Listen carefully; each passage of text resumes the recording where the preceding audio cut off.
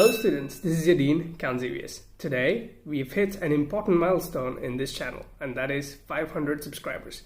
Yay us! To celebrate this occasion, our professor Lundberger has made a fun little cup video with 500 CP mons. Please take a look. A lot more to come in this channel. Have fun!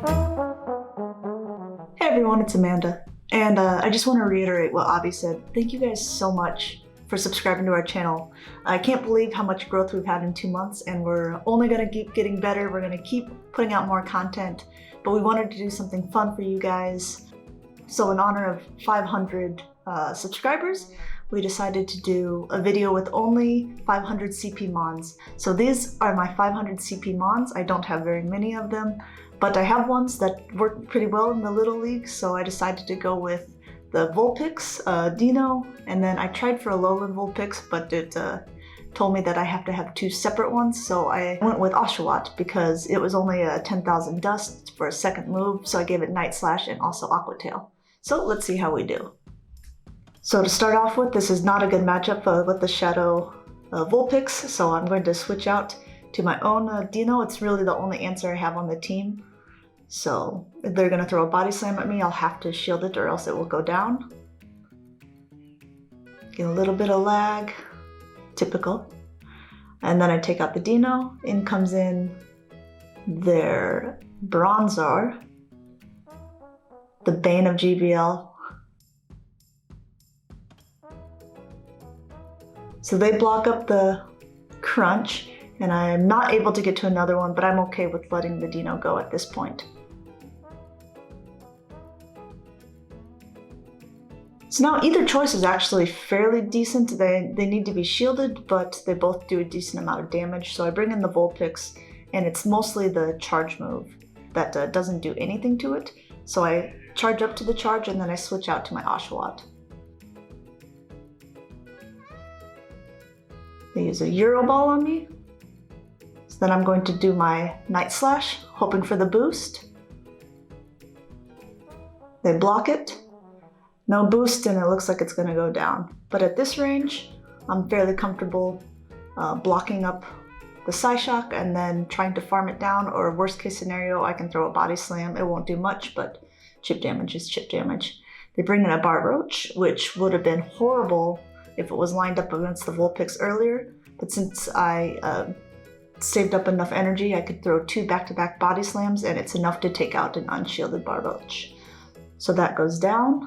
And then I'm luckily able to take out the Bronzor with fast moves. The next battle, I decide to switch up the order a little bit, so I'm leading with the Oshawott, and they bring in a Snorunt, which is fun. I haven't seen one in the league yet, but I know that since it's an ice type, it won't really affect my water type that much, so I feel comfortable just throwing water moves at it. They're charging for a long time, but I have no idea what the moves are on the Snorunt, so I decide I'll let the first one through, which was a mistake because it was a Shadow Ball, and that knocked out my Oshawott. So I bring in the Alolan Vulpix, and they bring in the Dino, so I immediately switch to my Dino, and they switch into the Bronzor, which is fine for me. Now I'm just going to throw some crunches at it, either forcing shields or taking away a lot of CP, and get the last shield from them. I feel pretty comfortable at this point because I have a fully loaded Dino with 2 shields. So I'm going to shield up whatever they throw. They Psyshock bait me, but I should be able to reach another Crunch. Double shield. And I think I tapped it already. No, I didn't, so I'm going to charge up a little bit of extra energy. Throw before they can throw a Psyshock on me, and then I'll have some energy for the next Pokemon that comes in. It's that Dino again, and unfortunately I was unable to reach the Crunch in time, but I am able to reach this Body Slam, and on a Shadow Vulpix, I think it will be enough to take out the Dino, which it is, and then that is the end of that matchup. So from that I was able to reach rank 10. It was a slow climb because, as you guys probably are aware, if you're not using Bronzor in the matches, it's a lot harder to win, but patience is a virtue because, as you can see, I made it from rank 9 to rank 10. using only 500 CP Mons. And then I also am going to show a match that I did afterwards so I can get my Pikachu Libre. So this time I decided to switch it up and use the Alolan Vulpix instead of the regular one with the Dino and the Oshawott in the back.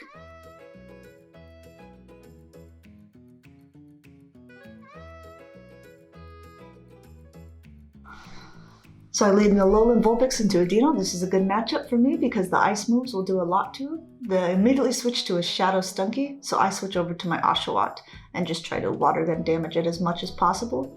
I'm able to throw an Aqua Tail, which should take it out at this range, but they choose to block. And then I'm going to try to just get farmed down. I'm going to try to get farmed down. I bring in my Dino and I'm going to shield up whatever this is because since it's a shadow it will hurt a lot. Even though it's a crunch, I think it would have done a lot of damage. And they bring in a seal and it's a Powder Snow seal, so not good for me. My switch timer is not up, so I have to get to my charge move as fast as possible.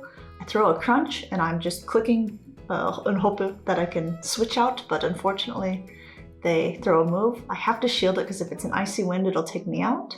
They Aqua Tail bait me, but now the switch timer is up and I'm able to Dark Pulse the seal.